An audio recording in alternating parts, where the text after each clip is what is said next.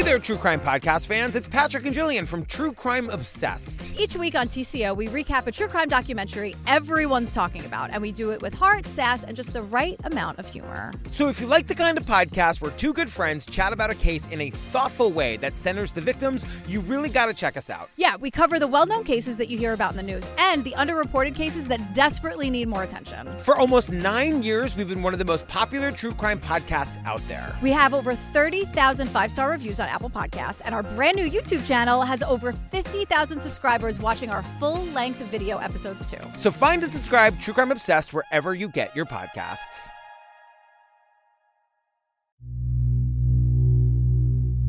Hi friends, it's Jimanekia Eborn from Trauma Queen. I'm guest hosting this episode of Broken Cycle Media's new educational series, Data Points. These special episodes will include educational information, statistics, and support on important topics for our community. Thank you so much for listening. Before delving into the statistics and implications of the intersection of true crime and the LGBTQIA+ community, defining key terms is crucial. LGBTQ+ encompasses individuals who identify as lesbian, gay, bisexual, transgender, queer, and other sexual orientations and gender identities. Violence against LGBTQ+ individuals can manifest as physical, sexual, or psychological harm and can be based on their sexual orientation or gender identity. Research conducted by the UCLA School of Law reveals that LGBTQ+ individuals are nearly 4 times more likely than non-LGBTQ+ individuals to be victims of violent crime. According to the Human Rights Campaign, women who identify as members of the LGBTQ+ community are significantly more likely than straight women to have ever experienced intimate partner violence in their lifetime. A study conducted by the CDC reported that 61% of bisexual women, 44% of lesbian women, 35% of straight women, 37.3% of men who identify as bisexual versus 29% of heterosexual men who had reported experiencing IPV in their lifetime. Meanwhile, 26% of homosexual men report being the victim of intimate partner violence. Transgender people experience IPV at rates even higher than their cisgender peers. An analysis of the 2015 United States Transgender Survey found that 54% of all trans and non-binary people have experienced IPV at some point in their lifetimes. An essential factor to consider is that for many members of the LGBTQ+ community, intimate partner violence often begins in youth or young adulthood.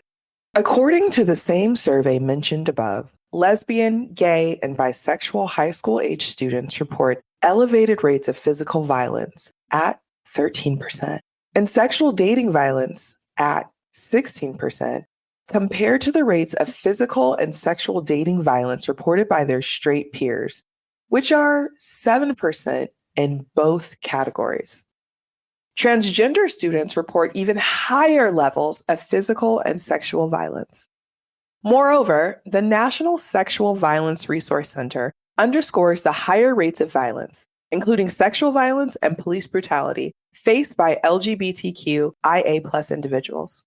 Transgender individuals, particularly transgender women of color, are at a heightened risk of experiencing both sexual and racial discrimination.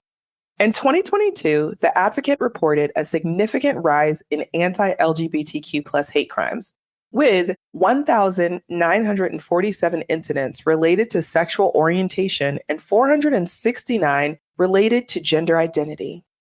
Despite improvements in reporting, many states lack comprehensive hate crime laws that protect sexual orientation and gender identity. While crimes against Black people remain prevalent, those motivated by sexual orientation and gender identity are on the rise. If left unchecked, this trend could have increasingly dire consequences for LGBTQ+ individual safety and well-being. To add to the difficulty of understanding how vast this epidemic of violence is, the Human Rights Campaign highlights the challenges of incomplete data reporting on hate crimes against the LGBTQ+ community. Anti-LGBTQ+ rhetoric and discriminatory legislation contributes to a hostile environment.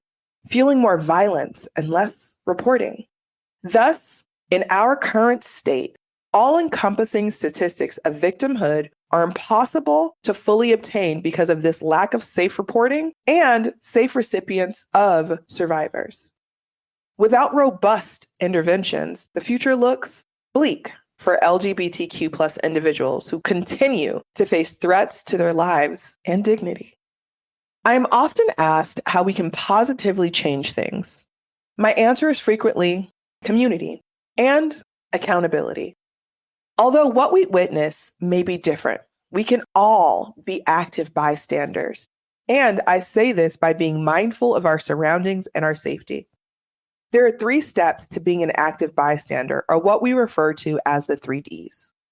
The first is direct, which is the most immediate way to intervene. One can directly address the situation and support the person being harmed.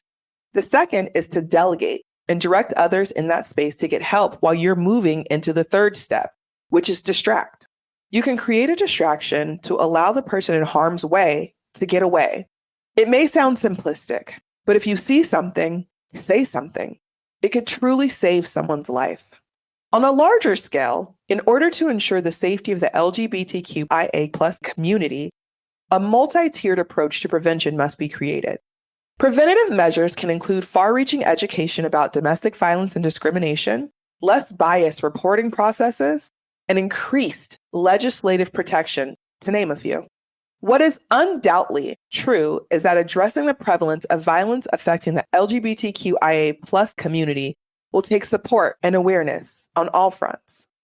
Fortunately, several organizations are stepping up to address this crisis, which are linked in the episode notes. Human Rights Watch conducts research and advocacy on human rights abuses, including violence against LGBTQIA+ individuals. Interpride supports LGBTQIA+ communities globally, advocating against violence and discrimination. UN Women and GLAAD promote LGBTQIA+ acceptance and combat discrimination through policy changes and media advocacy, emphasizing the need for targeted policies and protections for lesbian, bisexual, and queer women, as well as non-binary individuals. Efforts to combat violence against LGBTQIA+ communities require concerted action from various sectors and many organizations, some of which are named above. As we conclude today's episode, let's remember that violence against LGBTQIA+ communities is not just a statistic. It's a human rights crisis that demands immediate attention and action. By raising awareness, advocating for policy changes, and providing support services and educational tools, we can work towards creating a safer and more inclusive world for all LGBTQIA+ individuals. For more information about the nonprofit organizations mentioned prior, as well as more comprehensive list of organizations that are working to help LGBTQIA+ victims of crime, please visit www.somethingwaswrong.com/resources. Many of the fantastic groups listed on the website are only able to exist because of the community's help and support from people like you. If you would like to find out more information about volunteer opportunities, please feel free to visit the resource page as well and reach out directly to the organizations of your choice. I'm Jimanekia Eborn, and you can find me on Trauma Queen everywhere you listen to podcasts. You can also hear more of my personal story on What Came Next, episode 36, entitled Everyone Does Survivorship Differently, wherever you listen to podcasts. Thank you so much for listening and learning with us.